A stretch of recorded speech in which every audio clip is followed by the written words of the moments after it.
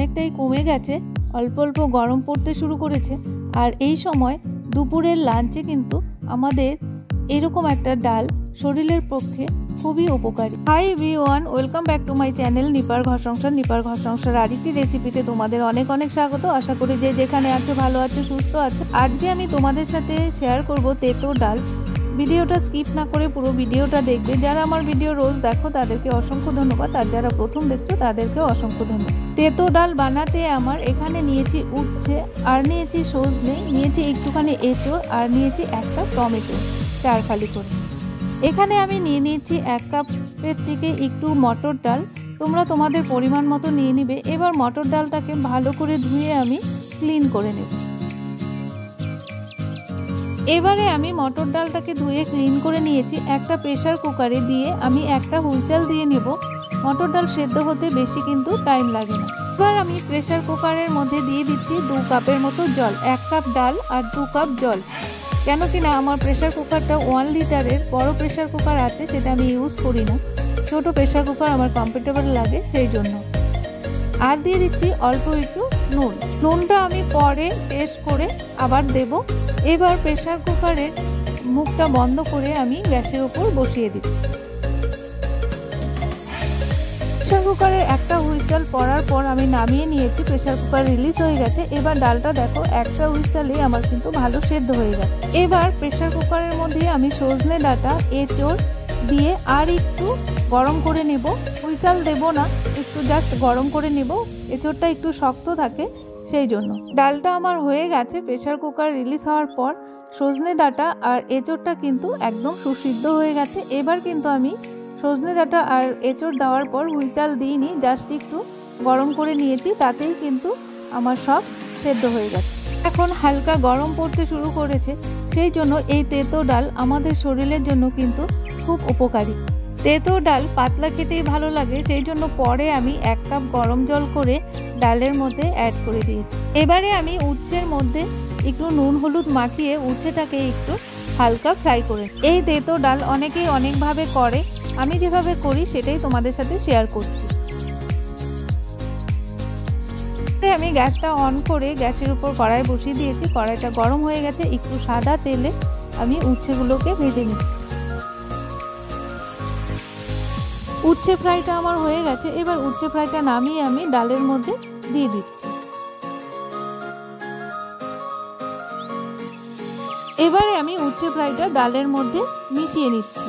উচ্ছে ভাজাগুলো নামিয়ে নেওয়ার পর ওই তেলটাতেই আমি ডালটা ফোড়ন দেব। আমি কড়াইয়ের মধ্যে দিয়ে দিলাম 2টো তেজপাতা, 4টে শুকনো লঙ্কা।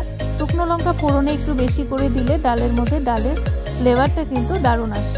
এবারে শুকনো লঙ্কা আর তেজপাতাটা একটু ফ্রাই করে নিচ্ছি। শুকনো লঙ্কা আর তেজপাতাটা আমার ফ্রাই হয়ে গেছে। এর মধ্যে আমি দিয়ে দিলাম 1/2 টিস্পুন পাঁচফোড়ন। পাঁচফোড়নটা দিয়ে আর একটু ফ্রাই করে নেব। এখন ফোড়নটা আমার লাল লাল হয়ে গেছে। এই পর্যায়ে আমি দিয়ে দিলাম 1 চামচ আদা পেস্ট। আদা পেস্টটা আমি ডাল ফোড়ন দেওয়ার সময় ভেজে দিই, তাহলে ডালের ফ্লেভারটা দারুণ আসে। আর দিয়ে দিলাম 1 চামচ হলুদ গুঁড়ো। গ্যাসের ফ্লেমটা আমার হাই টু মিডিয়ামে আছে, তাহলে আমার আদা পেস্ট আর হলুদ গুঁড়োটা সুন্দর ফ্রাই হবে, পুড়ে যাবে না। এবার হলুদ গুঁড়ো আর আদা পেস্টটা একটু ফ্রাই করে নিচ্ছি। মশলাটা আমার ফ্রাই হয়ে গেছে। এই পর্যায়ে আমি দিয়ে দিলাম 1 চামচ চিনি। মশলার সাথে চিনিটা ফ্রাই করে দিলে ডালের কালারটা খুব সুন্দর আসবে, সেই জন্য আমি তেলের মধ্যে চিনিটাকেও ফ্রাই করে নিচ্ছি। তোমরা দেখতেই পাচ্ছ মশলাটা সুন্দর লাল হয়ে গেছে, চিনিও মেল্ট হয়ে গেছে। এই পর্যায়ে আমি ডালটাকে অ্যাড করে দিলাম। তোমরা দেখতেই পাচ্ছ ডালের কালারটা কত সুন্দর এসছে।